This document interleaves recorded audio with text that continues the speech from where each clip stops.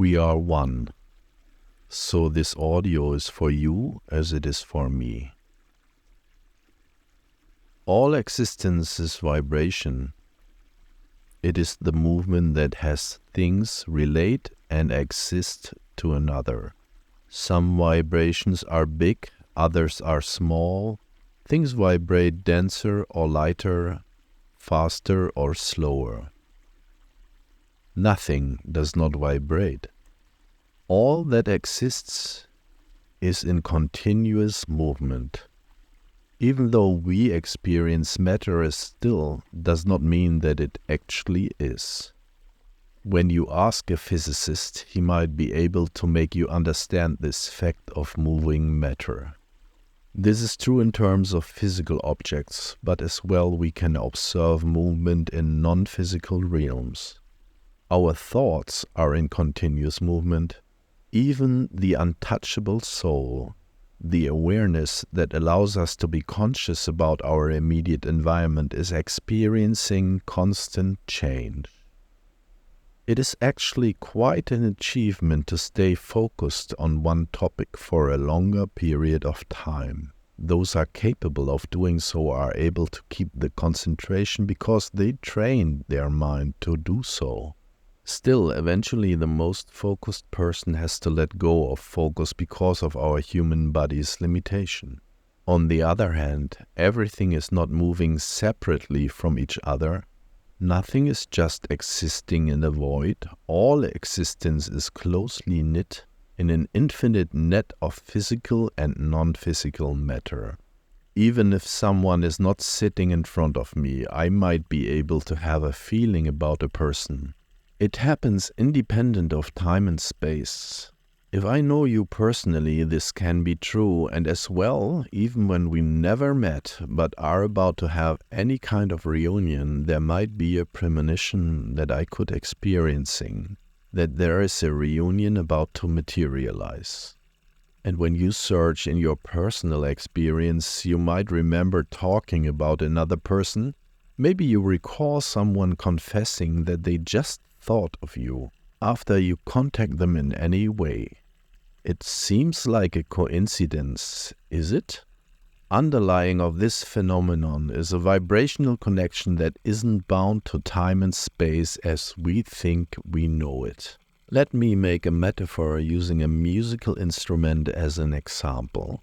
When you hit a guitar string on one side, it will transfer the movement to the other side. It does it as well as to the attached corpus and subsequently to the whole room surrounding the guitar. How hard will you hit that string? I invite you to make an experiment so you can have your own experience. Give it a try in your own reality, related to others, those you know personally. Think of someone in a deliberate way. Keep your focus as long as possible and let the magic happen. Probably you want to give it some time, repeat, and eventually you can't wait anymore and you need to call or meet that person. Or maybe the person contacts you first. Also, it might be a week later they make a comment that they were thinking of you. Any or all of the above. Maybe you can recall a similar experience already in the past. What makes this even possible? We have to remember and relearn when reincarnating onto this planet that our whole existence is vibrational. This knowledge derives from the scientifically proven fact that recognizes all matter is not still but in continuous movement. Movement that appears as moving particles or waves, which in this case is what I'm referring to as vibration. It depends on how you look at it or how you decipher those vibrations using any of your available senses. In the instant that your senses are active, triggered by the vibration that excites them, you get the information into your system. You see, hear, smell, or touch the object of your attention. Consciousness is acting out through you and lets you be the experiencer of the vibration. Your sense organs translate vibrations into experiences. When an apple falls from a tree and thumps to the ground, it will make a sound that you can hear, a movement you could see. Though when you are miles away from the event, is this event really happening? Let's concentrate and single out the sound part of it. Did the apple make a sound if no one had been around to decipher the sound? Is it the apple making a sound? Or maybe when you look at it a bit closer, you recognize it is just the receiver and interpreter, in that case you as the observer, the one that experiences this vibration as sound. The vibration itself is not sound. It's just a vibration. It is you who converts it into something audible called sound. The sound is not happening on its own, separate from everything else, but in relation to your ability to consciously decipher it as such. The sound is experienced through consciousness. If theoretically there would be no consciousness around to perceive the event, is it then really happening? Yes, it is, you might insist. I agree with your opinion. That makes us reconsider that there is no separate event possible. Every vibration in existence is not happening in a vacuum, separate and independent from everything else. But it is consciousness that experiences it. The experience is in and through consciousness. The subjective experience of the observer makes the sound a sound. In itself, it's just another vibration with no subject to be able to experience it. But we have to understand that all and every vibration is connected to everything else, and that is precisely what enables us to connect to other beings through time and space. That is the inconceivable serendipity that is happening. Part of that magic is the natural law of resonance that might trigger those experiences. When there is a close relation between two vibrations, it easily creates the possibility of resonance. Something that is closer to your vibration is easily triggered. When touching the string on one side, it transfers easily all along that same string. So it expands in time and space. It almost immediately impacts the whole string. Even if the string has a length of a mile, there will be a subtle movement on the other end.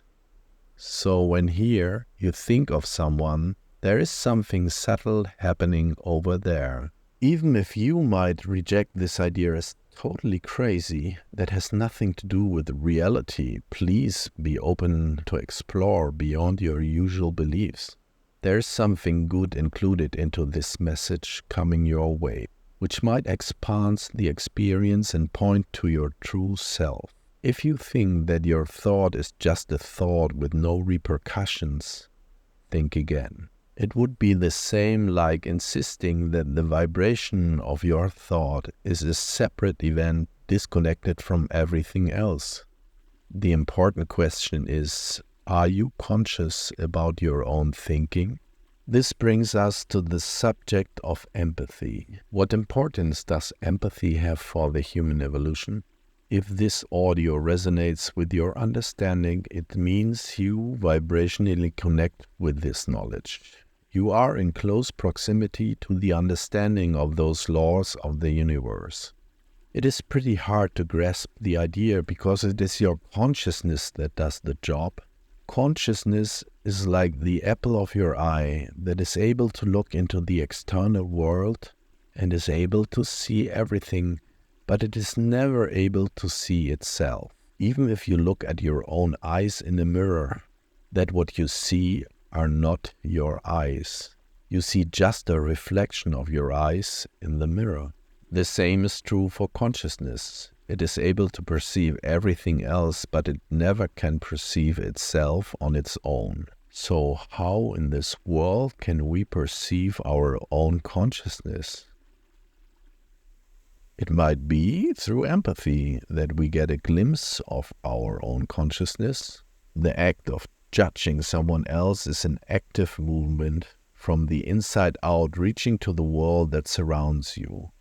One possible way to avoid judgment can be the empathy you have for the point of view of the other being. You have the option to convert the other being into the mirror that looks into your consciousness. It's in the empathy with others that you can experience and broaden the recognition of your own consciousness. Please be careful and vigilant not to mistake projection with empathy. You can project your own demons onto the outer world. Everything you are able to perceive through your senses can be the screen you project your delusions onto. Your own failures and shortcomings are easily observed in the behaviors of others. Be careful to recognize that all the faults you see in the others are actually your own limitations.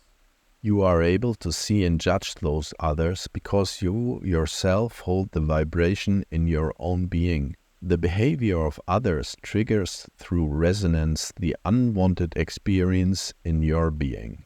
That's why you get really emotional about others and ultimately about yourself. And it is empathy that enables you to feel and have forgiveness for the other being. It's like the mother that has a form of understanding when its child is upset about external events. It forgives easily the emotional and overreaction of this child. The mother has loving empathy for her child. It is the love for her child that enables her empathy. If it weren't for love, maybe many beings wouldn't be able to survive their upbringing. Without love, some parents would quickly distance themselves from their little brats, leading to abandonment, absence of care and nourishment. Empathy means to put yourself into the feelings and perceptions of others. Then you are able to understand and feel how they feel from their point of view.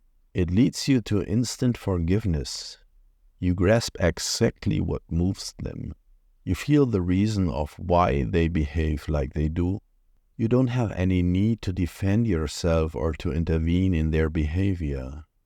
You might be able to offer some help by showing your compassion. No one has the permission to run over your feelings or your physical being like a bulldozer. You have the absolute right to stop them.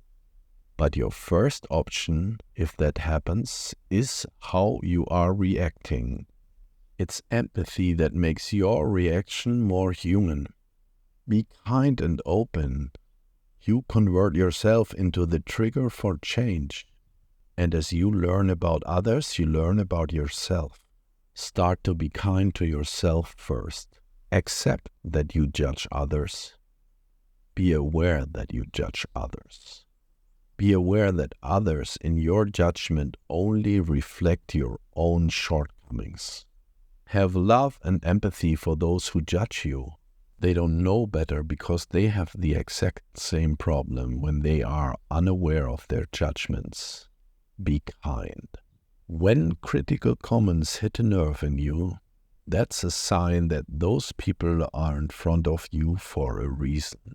We are here on this planet to learn from each other. Take the free lesson and reflect about it.